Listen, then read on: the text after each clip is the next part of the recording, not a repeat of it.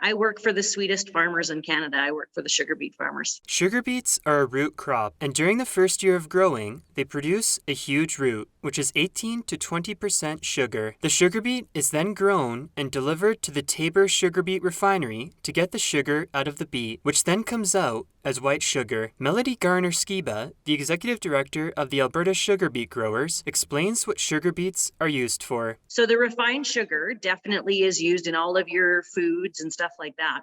But there's also byproducts that come from a sugar beet. The first one is the pulp, and that's used as livestock feed.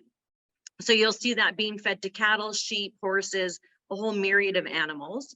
And then there's also molasses that come off of as a byproduct. And that's used for fermentation for the creation of yeast. It's used in alcohol production.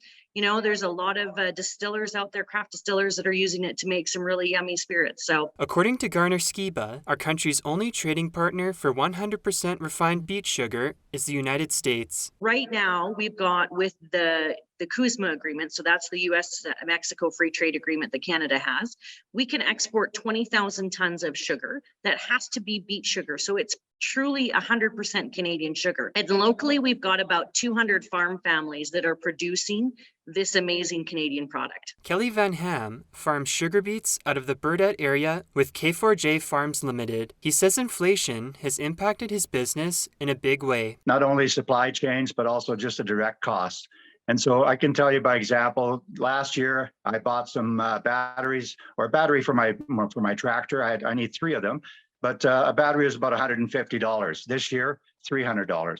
My input costs are up at least 50% on all fronts, and that's the minimum. If you're out at the grocery store, you can look for the Rogers sugar bags that have a black stamp that start with the number 22. If you purchase one of these bags, you'll be supporting local farm families and buying 100% Canadian product. For Bridge City News, I'm Micah Quinn.